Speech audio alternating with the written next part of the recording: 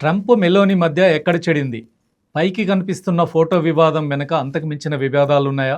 రీసెంట్గా G7 సమావేశంలో Italy ప్రధాని మెలోని తనతో ఫోటో దిగేందుకు బతిమాలిందని, ఆమెపై జాలిపడి ఫోటో దిగానని ట్రంప్ అన్నాడు. ట్రంప్ తీరు తెలిసిన వాళ్ళు ఈ మాటలను పెద్దగా పట్టించుకోరు. కానీ మెలోని ఊరుకోలేదు.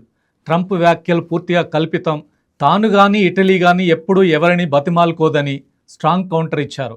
ఇటలీ విదేశాంగ మంత్రి అమెరికా టూర్ను కూడా రద్దు చేసుకున్నారు. ఈ వివాదంతో ఇటలీ అమెరికా మధ్య, యూరోప్ దేశాలు అమెరికా మధ్య కొంతకాలంగా పెరిగిన దూరం మరోసారి చర్చకొచ్చింది. ఎందుకంటే ఇటలీ ఒక్కటే కాదు, ఇరాన్పై దాడులు చేసేందుకు యూరోప్ దేశాలు ఏవీ అమెరికాకు సపోర్ట్ చేయలేదు. ఆ దేశాల్లోని ఎయిర్ బేస్లని అనుమతి ఇవ్వలేదు. దీంతో యూరోప్ దేశాలను పదే పదే బ్లేమ్ చేయడమే కాదు, నాటో నుంచి వైదొలుగుతామని, నాటోకి ఇచ్చే సహాయాన్ని కత్తిరిస్తామని ట్రంప్ హెచ్చరించాడు. అయితే కొన్నాళ్ల క్రితం వరకు ట్రంప్కు యూరోప్లో మిత్రురాలుగా మెలోనికి గుర్తింపు ఉంది. బహిరంగ వేదికలపై ఇద్దరు ప్రశంసించుకోవడం కనిపించింది. చాలా విషయాల్లో ఇద్దరి భావజాలం ఒకేలా ఉండడం కూడా దీనికి ఒక కారణం. కానీ ఇరాన్ వార్ తర్వాత సీన్ మారింది. యుద్ధంలో పాల్గొనడంతో మొదలుపెట్టి హర్మోజ్ స్ట్రైట్ మూసివేత వరకు ఇటలీ ఇతర యూరోప్ దేశాల్లోగా అమెరికాను సపోర్ట్ చేయలేదు. మెలోనికి ధైర్యం లేదని, ఆమె నాయకత్వం సరిగా లేదని విమర్శించాడు ట్రంప్.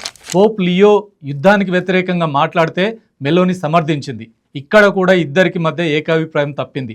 ఇవన్నీ కలిసి G7 వరకు వచ్చేసరికి మాటల యుద్ధం ముదిరింది.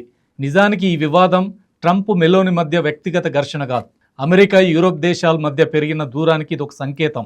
అమెరికా చేసే ప్రతి చెత్త పనిని మిత్ర దేశాలు కూడా ఎలా వ్యతిరేకిస్తున్నాయో చెప్తున్న సందర్భం. ప్రపంచ పెద్దన్నగా ఇంకా కర్రపెత్తనం చేస్తానంటే తొలుపటానికి మిత్ర దేశాలు కూడా ఇప్పుడు రెడీగా లేవు. ఆధిపత్యాన్ని అంగీకరించం, అవమానాన్ని సహించం, ప్రతిఘటిస్తామని మెలోని ఇచ్చిన సందేశాన్ని ఆహ్వానిద్దాం.